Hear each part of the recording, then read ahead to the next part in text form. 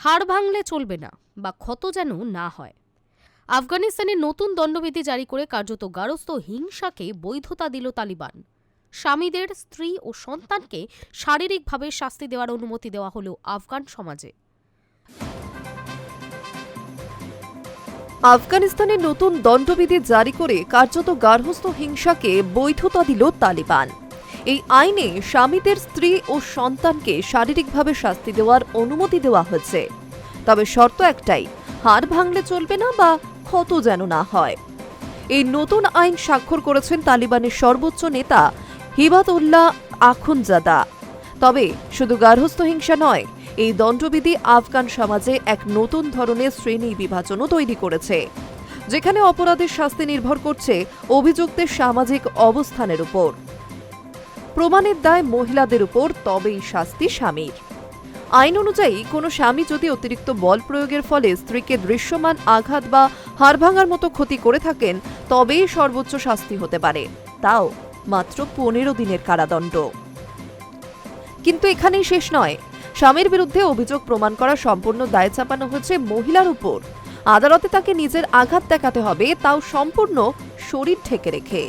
সেই সঙ্গে আদালতে যাওয়ার সময় তার সঙ্গে স্বামী বা কোনো পুরুষ অভিভাবকের উপস্থিতিও বাধ্যতামূলক।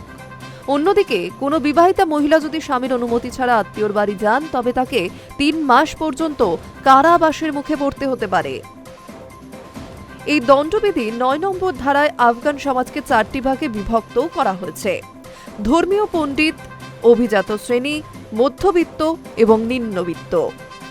এই ব্যবস্থায় একই অপরাধের শাস্তি আর অপরাধের গুরুত্বের উপর নির্ভর করছে না, বরং নির্ভর করছে অভিযুক্তের সামাজিক অবস্থানের উপর। ধর্মীয় পণ্ডিত অপরাধ করলে শুধু পরামর্শ দেওয়া হবে। অভিজাতদের ক্ষেত্রে আদালতে তলব ও পরামর্শ। মধ্যবিত্তদের জন্য কারাদণ্ড। নিম্নবিত্তের জন্য কারাদণ্ডের পাশাপাশি শারীরিক শাস্তি।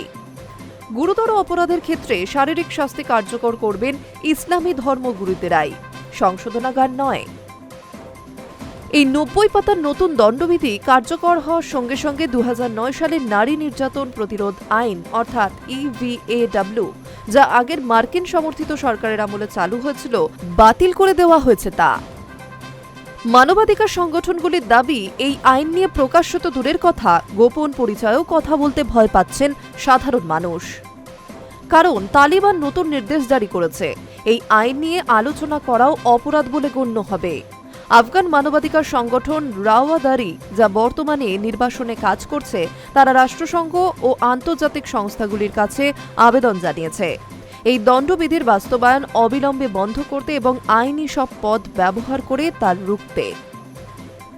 মহিলা ও কন্যা শিশুদের ওপর হিংসা বিষয়ক রাষ্ট্রসংঘের বিশেষ প্রতিবেদক রিম আল সালেম সোশ্যাল মিডিয়ায় লিখেছেন, এই নতুন আইনের প্রভাব মহিলাদের জন্য ভীতিকর।